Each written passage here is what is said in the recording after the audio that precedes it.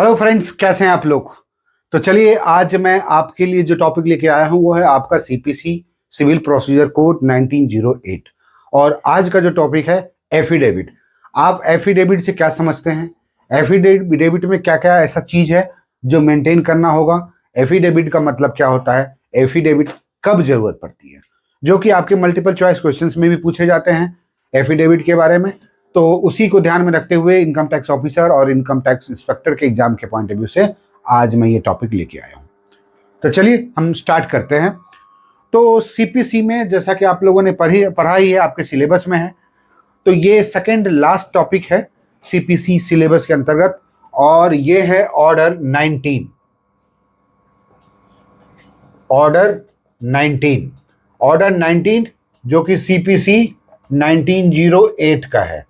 ये बेसिकली जो डील करता है वो है एफिडेविट से रिलेटेड, है ना। एफिडेविट क्या होता है, बेसिकली एक ओथ डिक्लेरेशन होता है वेयर इन कोई भी पर्सन जो भी कोई चीज को डिक्लेयर करता है या जो भी कोई स्टेटमेंट देता है, उस स्टेटमेंट को ओथ पे डिक्लेयर करके सपोर्टिंग डॉक्यूमेंट के साथ कोर्ट के सामने प्रेजेंट किया जाता है, राइट। तो कोर्ट के सामने जो प्रेजेंट किया जाता है, जो एफिडेविट के रूप में होता है, वो बेसिकली एक लीगल एविडेंस के तौर पे, एडमिसिबल एविडेंस के तौर पे माना जाता है। अब एफिडेविट मतलब होता है कि ओरल एविडेंस नहीं, मतलब एफिडेविट मतलब होता है कि आपको रिटन सबमिशन देना होगा along with all details what you are having, first thing. Second thing, चूंकि एफिडेविट एक रिटन स्टेटमेंट है, तो रिटन स्टेटमेंट के जो फॉर्मेट में इस रूल के अंतर्गत, इस ऑर्डर के अंतर्गत दिया गया है, उसका एक फॉर्मेट दिया गया है, एक स्ट्रक्चर दिया गया है। और स्ट्रक्चर डज नॉट मीन कि कोई एक प्रॉपर फॉर्मा होगा उसमें, ऐसा कुछ नहीं है। ये एक फ्री फ्लो स्टेटमेंट होता है जिसमें सर्टेन पॉइंट्स को ध्यान में रख के डिक्लेयर किया जाता है या बनाया जाता है। क्लियर? ओरल के लिए नहीं होता है, ये रिटन के लिए होता है। इसमें सपोर्टिंग डॉक्यूमेंट्स होना चाहिए। और ये एफिडेविट किसके लिए क्रिएट होता है, ये फैक्ट्स के लिए होता है, या एक फैक्ट या मल्टीपल फैक्ट्स के लिए क्रिएट होता है। ये हमेशा रीजन पे knowledge of the person who is giving in affidavit will be depending. Correct? मतलब क्या हुआ, कोई भी पर्सन जो एफिडेविट पे दे रहा है वो उसके सेल्फ नॉलेज के ऊपर, सेल्फ सपोर्टिंग डॉक्यूमेंट्स के ऊपर, सेल्फ बिलीफ के ऊपर होगा। Self belief should also B ground based. Ground मतलब रीजन बेस्ड, ऐसे ही नहीं कि हवा में हियर से एक स्टेट वर्ड होता है, हियर से। हियर से मतलब हवा में जो बातें हम लोग सुन लिए कान से, उसके आधार पे नहीं है। जो आपका रीजनेबल बिलीफ बताता है, जैसे कोई अगर इंसिडेंट होता है और ऐसा मान लीजिए कि किसी ने किसी व्यक्ति को, ए ने बी को चाकू मार दिया, ठीक है, और वहां पे कोई ऐसा व्यक्ति खड़ा है एज ए विटनेस के तौर पे, या मतलब खड़ा था और उसने मारते तो नहीं देखा, लेकिन वो ये देखा कि ए जो है चिल्लाकर गिर गया नीचे जमीन पे, और बी जो है अपने हाथ में चाकू लिए हुए लहूलुहान चाकू लेके भाग रहा है। तो ये एक ऐसा बिलीव है जो ये बताता है कि रीजन है, उसने अपनी आंखों से देखा कि उसके हाथ में चाकू था, वो भाग रहा था, उस चाकू में पूरा खून लगा हुआ था, खून से लथपथ था, राइट। तो ये एविडेंस जो होता है एडमिसिबल होगा। तो this kind of fact should be filed in written way, that is called affidavit, right? So affidavit is nothing but a declaration, written declaration before the court, which has a proper significance, relevance, value before the court. Clear? अब चलिए, अब इसमें देखिएगा कि rule 19 जो है, rule 19 में सबसे पहला पॉइंट जो है वो मैं आपको बता देता हूं, वो है आपका रूल 6। इसमें टोटल रूल जो है 6 है, 1 से लेके 6 तक। ओके, तो हम स्टार्ट करते हैं पहले रूल 6 से। क्यों? क्योंकि इसमें कुछ सर्टेन इंपॉर्टेंट एलिमेंट्स दिए गए हैं जिसका कि ध्यान रखा जाता है एफिडेविट। हमारे डिपार्टमेंटल वर्क में भी सॉरी एफिडेविट का काम होता है, इसीलिए इस चीज को सिलेबस में भी कवर किया गया है। Format and guidelines of affidavit of evidence. Evidence मतलब क्या हुआ, supporting documents to be admitted before the court. तो उसके लिए फॉर्मेट में क्या क्या चीज है, पहला पॉइंट एकदम माइंड में रखिएगा, क्योंकि जिस तरह से क्वेश्चन पूछा जाता है एमसीक्यूज में, वो फॉर्मेट ये होता है कि या तो रूल 6 का प्रॉपरली कुछ लाइंस का वर्ड्स उठा लेंगे या कुछ लाइंस उठा लेंगे डायरेक्टली, जो कि आप देखिएगा, मैं भी देख रहा था अभी, तो प्रीवियस ईयर में जो क्वेश्चन पूछे गए हैं वो इसी के लाइन को उठा के, और कैसे दिया गया वो मैं भी बताऊंगा आपको। तो जब आप एफिडेविट में रिटन स्टेटमेंट को डिक्लेरेशन दे रहे हैं, तो वो जो है क्रोनोलॉजिकल इवेंट के बारे में होता है, फैक्ट्स के बारे में होता है, तो क्रोनोलॉजिकल होना चाहिए। क्रोनोलॉजिकल सीक्वेंस जो होता है ना, उसमें आपका प्रेजेंटेशन होना चाहिए, राइट। दूसरा चीज होता है कि इस एफिडेविट को या रिटन स्टेटमेंट जो दे रहे हैं वो डॉक्यूमेंट जो है फैक्ट बेस्ड होना चाहिए, मतलब फैक्ट्स उसमें होना चाहिए। फैक्ट्स या फैक्ट सिंगुलर में भी लिख सकते हैं, एक ही फैक्ट है तो एक, तो फैक्ट्स और फैक्ट बेस्ड। दूसरा चीज, तीसरा पॉइंट जो होता है वो होता है नॉलेज, नॉलेज बेस्ड, जो आपका सेल्फ नॉलेज है, मतलब सेल्फ, उसके आधार पे होना चाहिए, ना कि हियर से पे होना चाहिए।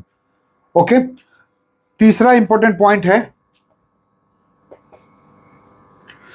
और ये जो है इसको बोलते हैं, जो एफिडेविट दे रहा है उसको बोलते हैं डेपोनेंट, तो डेपोनेंट के नॉलेज बेस पे होना चाहिए।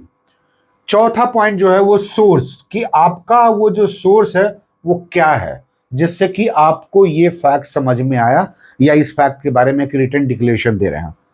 फैक्ट्स, उसके बाद जो आप एफिडेविट में दे रहे हैं वो प्रॉपरली पेज जितने भी दे रहे हैं, that pages should be numbered, properly numbered होना चाहिए इन सीक्वेंस में, जैसे पेज नंबर 1 2 3 4।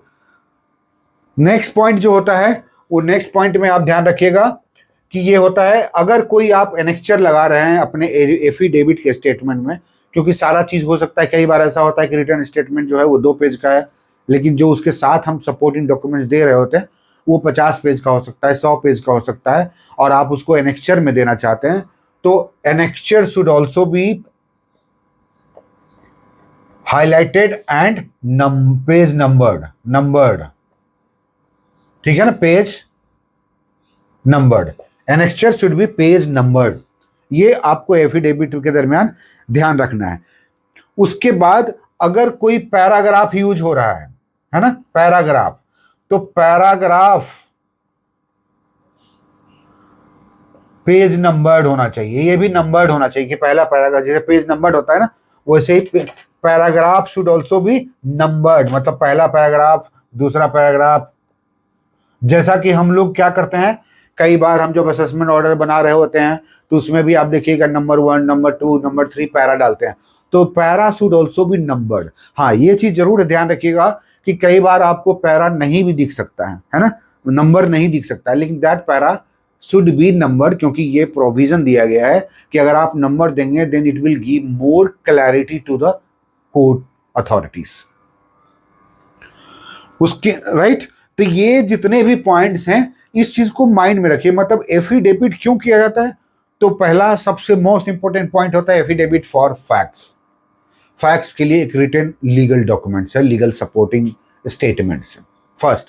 सेकेंड थिंग, जो फैक्ट्स आप दे रहे हैं that should be based on deponent's own knowledge, deponent के नॉलेज के आधार पे, उसने जो देखा, जो समझा और जो समझने का तरीका था, तो मतलब जो मैनर था, जो ग्राउंड था, जो सोर्स था, that should be also in the possession of the deponent। तो जो ओथ पे दे रहा है, जो एफिडेविट दे रहा है, उसको डेपोनेंट बोलते हैं। तो ये रूल 6 जो कि ऑर्डर 19 में दिया गया है, इसको आप इसका स्क्रीनशॉट ले लीजिए ताकि आपको पता चल सके, और क्वेश्चन जब पूछा जाए एमसीक्यूज में तो आप प्रॉपरली इस चीज को कवर कर सकें या पकड़ सकें। अच्छा, तो फैक्ट्स क्या होना चाहिए, नॉलेज बेस्ड। नॉलेज बेस्ड कैसे होगा, वो कोई ना कोई सोर्स से होगा, जो सोर्स आप दे रहे हैं उसे पेज नंबर्ड होना चाहिए, करेक्ट। और उसके बाद जो पेज नंबर में कोई एनेक्चर की बात कर रहे हैं, that annexure should also be numbered, page numbered. अगर और स्टेटमेंट में जो आप पैरा देना, that para should also be numbered, मतलब पहला para, second para, third para, fourth para. ये एक फॉर्मेट होता है जो रूल 6 में दिया गया। क्लियर। तो आपने ले लिया इसका स्क्रीनशॉट, आप नोट भी कर लीजिएगा।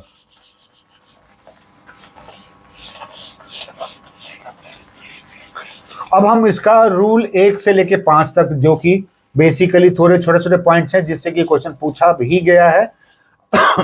सॉरी, अभी मैं 2025 का क्वेश्चन जब देख रहा था सीपीसी से रिलेटेड कौन कौन से क्वेश्चन पूछा गया है, तो मैंने ये ऑब्जर्व किया कि जो जो टॉपिक मैंने आपको कवर करवाया पिछले वीडियो में सीपीसी से रिलेटेड, उन सारे वीडियो से क्वेश्चंस मैच कर रहे हैं और क्वेश्चंस आप उससे इजीली सॉल्व कर सकते हैं। अगर नहीं नॉलेज है इस चीज़ का तो आप जरूर उस वीडियो को देखिए और फिर पुराने ईयर के क्वेश्चंस को निकालिए। आप देखिएगा 10 क्वेश्चन से लेके 10 क्वेश्चन में कम से कम 6 से 7 क्वेश्चन आप रिजॉल्व या सॉल्व करने में कैपेबल हो चुके हैं, बशर्ते कि आपने वीडियो प्रॉपर्ली सुना है और देखा है। चलिए, रूल 1 जो है, रूल 1 में क्या बोलता है कि एफिडेविट कौन लेगा। तो एफिडेविट जो होता है वो फैक्ट्स के लिए होता है, और जब ऐसा लगता है कि कोई विटनेस को बुलाया जाना जरूरी नहीं है, देन कोर्ट विल डिसाइड कि विटनेस को बुलाए बिना बुलाए ही या बगैर बुलाए ही उसका एफिडेविट स्टेटमेंट ले लो, जिसमें अपने सारा सपोर्टिंग डॉक्यूमेंट्स। तो मतलब क्या हुआ, कोर्ट के ऑर्डर के आधार पे होगा, जिसको बोलते हैं पावर ऑफ द कोर्ट, है ना। Power of the court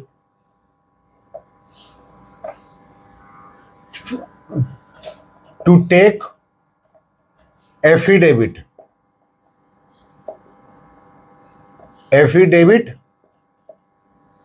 of any point. Point मतलब एनी फैक्ट, जहां पे उनको लग रहा है कि ठीक है विटनेस को नहीं बुलाया जा सकता है, then this is given in rule 1 कि भाई ठीक है एफिडेविट में ले सकते हैं। उसके बाद है, अगर इसी रूल 1 में दिया गया है कि समटाइम्स कोर्ट में थिंक और कोर्ट में required to cross examine the witness, कि भाई एफिडेविट आ गया है तो उसका क्रॉस एग्जामिन किया जा सकता है, उसके सोर्स को, उसके नॉलेज को या उसको, then also should be available, then it should be available.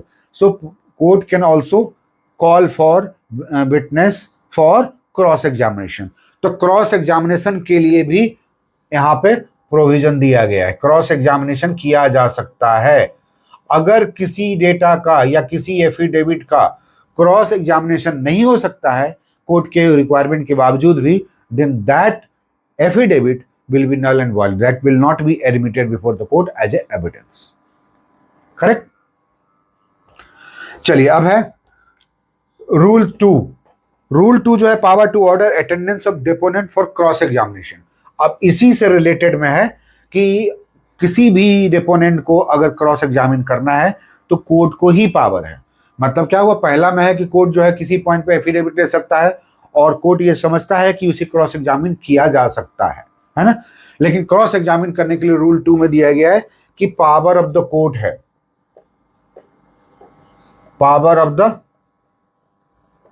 Court to cross examine.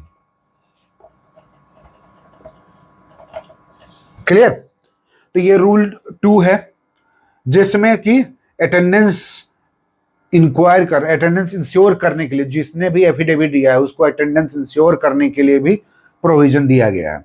तो पर्सनल अपीयरेंस के पॉइंट ऑफ व्यू से बुलाया जा सकता है उस पर्सन को जिसने एफिडेविट में, मतलब क्रॉस एग्जामिनेशन के पॉइंट ऑफ व्यू से अगर उस एफिडेविट फाइलर को, डिपोनेंट को बुलाने की जरूरत पड़ी तो court has power to call him and that person should appear before the court. दूसरा पॉइंट इसी में हाईलाइट करके दिया गया है कि कभी कभी कोई डिपोनेंट को नहीं भी बुलाया जा सकता है, तो until and unless it is exempt, अगर कोई केस में होता है कि इस डिपोनेंट को नहीं बुला सकते हैं क्रॉस एग्जामिनेशन, वो उसके लिए सर्टेन लॉ के अनुसार ही प्रोविजन दिया गया, उसको एग्जेम्प्ट किया जाएगा, then only that affidavit will be admitted. मतलब होता है ना कि एफिडेविट तभी एडमिट किया जाएगा जब वो एविडेंस के तौर पे या क्रॉस एविडेंस के तौर पे, क्रॉस एग्जामिनेशन के पॉइंट ऑफ व्यू से बुलाया जा सकता है, वेरीफाई किया जा सकता है, पॉसिबिलिटी है, फिजिबिलिटी है, और कभी भी किया जा सकता है, और विटनेस को बुलाया भी जा सकता है। लेकिन कोई ऐसे विटनेस या डेपोनेंट है, नॉट विटनेस, डेपोनेंट समझिए, कि उसे अगर एग्जेम्प्ट किया गया लॉ के थ्रू तो वो एग्जेम्प्ट होने के बाद उसे बुलाने की जरूरत नहीं है और तब भी एफिडेविट का वैल्यू रहेगा। अदरवाइज अगर एफिडेविट फाइल करने वाले डिपोनेंट को बुलाने का नहीं बुलाया जा सकता है, पॉसिबल नहीं है, मतलब without any excuse as per law, तो वो एविडेंस के तौर पे नहीं माना जाएगा। राइट उसके बाद है rule 3, matter to which affidavit shall be confined. ये लाइन जो है एफिडेविट का मेन मुद्दा है, ये ध्यान रखिएगा। एफिडेविट का मेन मुद्दा है कि कन्फाइनमेंट क्या होगा। तो कन्फाइनमेंट में आपने को बता दिया ना, फैक्ट्स के ऊपर होना चाहिए, नॉलेज के ऊपर होना चाहिए, ये नहीं कि हवा में बात कर रहे हैं हियर से जो भी है। तो affidavit shall be confined to such facts as the deponent is able to his own knowledge to prove. अगर वो अपने नॉलेज सॉरी, अगर वो अपने नॉलेज के आधार पर ये प्रूव करता है जो उसने एफिडेविट में लिखा है, then it should be taken as affidavit. उसके बाद बिलीफ पे नहीं होना चाहिए, ध्यान रखिएगा। या कभी कभी ऐसा होता है कि एफिडेविट के तौर पे वो सारे स्टेटमेंट आते हैं जो कि दोनों पार्टी के द्वारा कहीं ना कहीं काउंटर के तौर पे सबमिट किया गया, लीगल एविडेंस है, उसी को आपने उठा के अपना एफिडेविट का पार्ट बना लिया। That part will not be considered for that. मतलब facts in sequence based on deponent's own knowledge, इसके ऊपर डायरेक्टली क्वेश्चन पूछा गया, ध्यान रखिएगा कि इनमें से कौन सा इनकरेक्ट है, इस तरह से। या स्टेटमेंट 1, स्टेटमेंट 2, स्टेटमेंट 3 दिया गया है और बोला गया है कि एफिडेविट से रिलेटेड में इसमें कौन कौन सा स्टेटमेंट करेक्ट है या इनकरेक्ट है। ये क्वेश्चन आप जरूर देख लीजिएगा, ठीक है। चलिए अब 2 रूल और बचा है जो कि मैं आपको बता देता हूं फटाफट, जिसमें कुछ खास नहीं है, बस हाईलाइट कर दूंगा ताकि आपको एफिडेविट का पूरा टॉपिक क्लियर हो जाए। रूल 4 है एफिडेविट को कंट्रोल करने का पावर, है ना, control of evidence. Control of evidence में कोर्ट के द्वारा बोला गया है कि कोर्ट जो है एविडेंस को कंट्रोल कर सकता है। कैसे भाई? तो regulate the evidence as to issue on which it requires evidence and the manner in which such evidence is required. मतलब क्या हुआ कि कोर्ट ये समझती है, कोर्ट डिसाइड करेगी कौन से पॉइंट्स पे एविडेंस का रिक्वायरमेंट है और किस मैनर में रिक्वायरमेंट है, तभी ये एडमिटेबल होगा एज ए एफिडेविट। तो ये कोर्ट विल डिसाइड, मतलब कोर्ट के पास पावर है कि किस मैनर में, इसीलिए बोला गया control of evidence by the court. Clear? और दूसरा चीज है